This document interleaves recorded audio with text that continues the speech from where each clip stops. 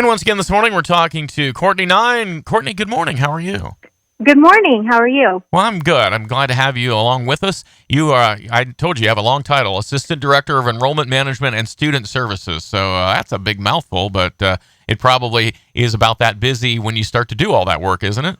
Yes, absolutely. I primarily focus on working with new incoming students. So anybody who is considering Kent State Tuscarawas or has questions about what we can offer, I'm the person to come to. So that big, long title just means that I am the person that can help anybody who is considering college or considering Kent State Tuscarawas. Good. Well, we came to the right source then, right to the top. All right. So tell me about updates on admissions. We've got a new session that's about to begin. I assume it's too late for that, but maybe you can tell me more. We are still accepting applications actually for the spring semester until January the 12th. So we extended the deadline a little bit for this year, just because we know things are hectic with people and, things are just operating a little bit differently given restrictions and things like that. So the application deadline has been extended all the way until January the 12th to be able to start in the spring semester, which starts January 19th. So still have a little bit of time to put in an application if you're considering starting college for the first time or transferring from somewhere or maybe coming back after sitting out for a while. We are still accepting those applications, and we are waiving all application fees at this time. So normally it's $40 to apply, but right now it is absolutely free, no fee at all. So you can think about it and give yourself your own little Christmas present by deciding to go back to school, and then you don't have to pay to apply, which is even better. Now you mentioned, absolutely. Yeah, you mentioned transfers. Tell us how that works. Maybe from from anywhere. Right. Transfer students don't necessarily have to be someone who you were out of school just this last semester. Maybe you have taken a few semesters off. Maybe you've taken a few years off. And are thinking about going back to school. All of those types of students would be considered a transfer student. And we are still offering scholarship dollars to people who are transferring credits in. All that a student would need to do is submit an application and then transcripts from their previous schools. And we kind of take it from there. We'll look at your GPA and the credits that you're transferring in and then determine what scholarship dollars that student would qualify for. So no extra work, no scholarship application, don't have to write an essay or anything like that.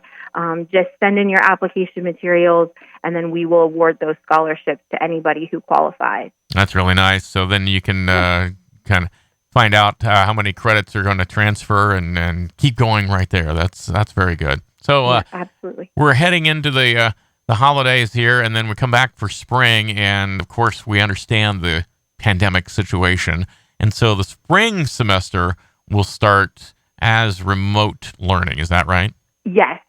Just kind of as a little added precaution to keep everybody safe after the holidays, any in-person classes are going to start remotely for the first 2 weeks.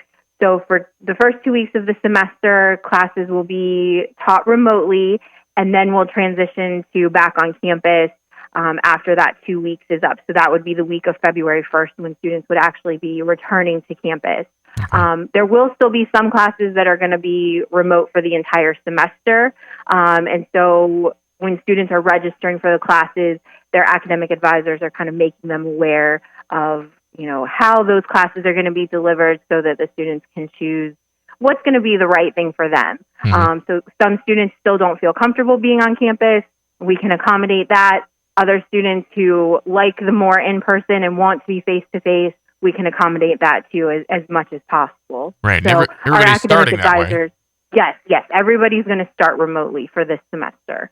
Okay. Well, that makes sense because there's introductory material and, everybody needs to do that. And like you said, the academic advisors are going to be key in that, right? Yes. They will, they can let everybody know, how the course will be delivered. And they're good about kind of helping the students. Everybody has a different learning style and likes classes to be delivered different ways. So our academic advisors are great with working with students and helping them to put together the schedule that's going to help them to be successful. Talk, if you can, just for a minute about the success and the transition that everybody on campus has had to go through with this pandemic and the requirements. But it seems like they have done such a good job of getting to where we're at today, don't you think? I think so. I mean, I can really speak for our team in the admissions and student services area. We transitioned very, very quickly. I remember back in March, we actually had an admissions event, and we were there late one night. And during that, our boss kind of came to us and said, we're going to be going home. We're going to be working from home. At that point, we thought it was only going to be for maybe a couple of weeks. Mm-hmm. But we very quickly transitioned all of our operations into kind of remote operations, and we set up new technologies for students to be able to video chat with us, and we put together a virtual tour that we didn't have previously so that students could still kind of see around campus when they can't be there. Our advisors transitioned all of their appointments to a virtual environment, and we've just kind of moved everything to all of our respective homes, and we're still offering all the same services that we did previously, just in a little bit different way. Right. Well, congratulations, because that was not an easy transition, but it has certainly worked out very well. So you said you're the person to come to with admissions questions and so forth. So tell us, how do we get a hold of Courtney 9 to take care of that? You can call me directly. My phone number is 330-308-7460. That's my direct line, and that will ring to me right here at my house now. All right. So I'm here. You can call me, during our office hours. You can also just call our main campus number if you Google that, and you can find that. And then option number 1 in the menu is admissions, and that rings right to me as well. So several different ways to get to me by phone. You can also email us. The admissions office email is info.tusc, TUSC, @kent.edu. All right. Well, that gives us lots of options, and hopefully we'll get a lot of connections coming up here with the new semester getting ready to go. So, hey, thanks for all the information. All righty. Thank you so much. And you make sure you have a great Christmas and New Year as well, all right? You too. Thanks a lot. Thanks. Courtney 9, who is the Assistant Director of Enrollment Management and Student Services at Kent State Tusc Ross. Good talking to her this morning here on Tusc Talks on our 8:30 high beam on Big Hits WBTC.